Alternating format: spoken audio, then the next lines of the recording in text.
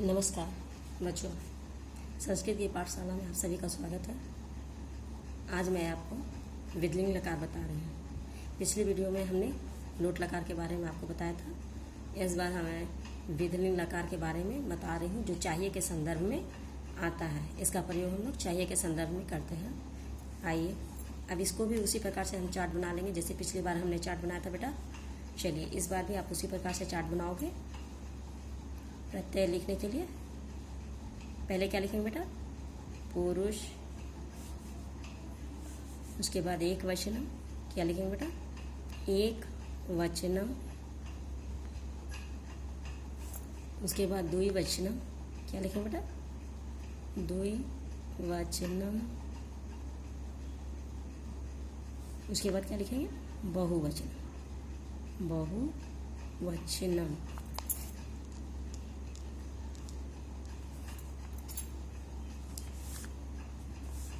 उसके बाद आपको पता है बेटा, बिल्कुल सही बोल रहे हो, प्रथम पुरुष,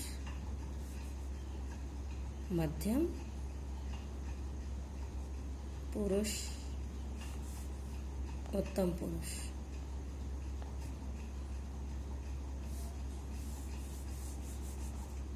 बोलिए बेटा। एत। क्या बोलेंगे बेटा? एत, एताम, एयु। क्या बोलेंगे बेटा? एत, एताम, एयु। एह, एतम, एत। एह, एतम, एत। उसके बाद क्या बोलेंगे? एयम, एव, एम। क्या बोलेंगे बेटा? एम, एव, एम। फिर से एक बार पढ़ेंगे। एत, एताम, एयु, एह, एतम, एत, एयम, एव, एम। पढ़ लोगे ना बेटा? फिर से एक बार पढ़ के बता दूँ। एत, एताम, एयु, एह, एतम, एत, एयम, एव, एम। अब तो आप लोग पढ़ लोगे बेटा। अब हमें क्या करना है बेटा? यस, बिल्कुल सही बोल रहे हो। अब इसको हम धातु में इस प्रत्यय को लगाएंगे। पहले मैं एक ही धातु को बता रही हूँ, पठ धातु, क्योंकि एक मैं इसलिए बता रही हूँ ताकि आपको अच्छी तरह से ये समझ में आ जाए और आसानी से आप बना लो बेटा। ठीक है, चलिए बेटा। क्या लिखेंगे बेटा? यस, ठीक बोल रहे हो। विदलिंग लकार, विदलिंग,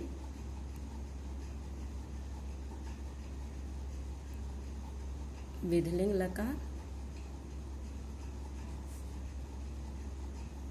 पठ धातु। इसका कैसे चलेगा बेटा? इसका चलेगा पठेत। कैसे चलेगा बेटा? बिल्कुल सही, पठेत। इस तरह से इसका चलेगा बेटा। आइए अब देखते हैं। बोलिए बेटा।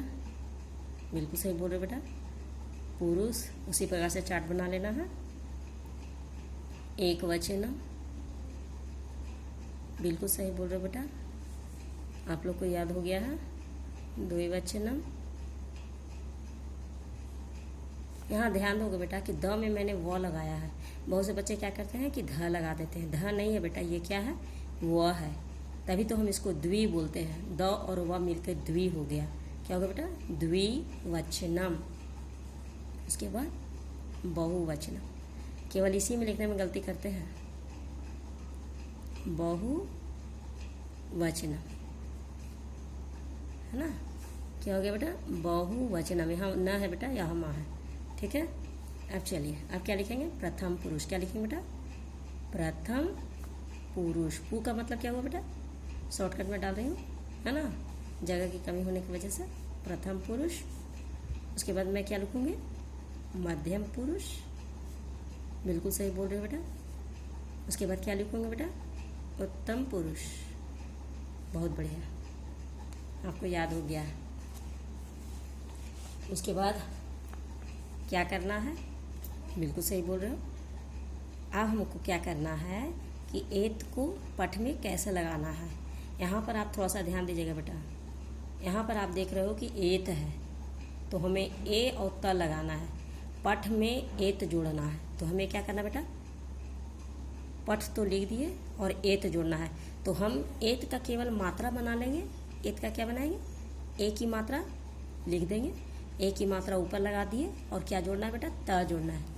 क्या जोड़ना है बेटा, त। ऊपर में आप देख रहे होगे एत है, तो हमें ए की मात्रा इसका ले लेना है। ये जो स्वर है, स्वर ए है ना, तो इसका मात्रा हम ले लेंगे ए और त लिख देंगे। क्या हो जाएगा बेटा, पठेत। ए और त, एत जोड़ दिए यानी बन गया पठेत। उसी प्रकार से हमें क्या करना है बेटा, उसके बाद हमें क्या करना है, पठेताम। ध्यान दीजिएगा बेटा, कैसे करेंगे, यस मात्रा है, इसका क्या लिखेंगे, मात्रा लगाना है आपको, है ना।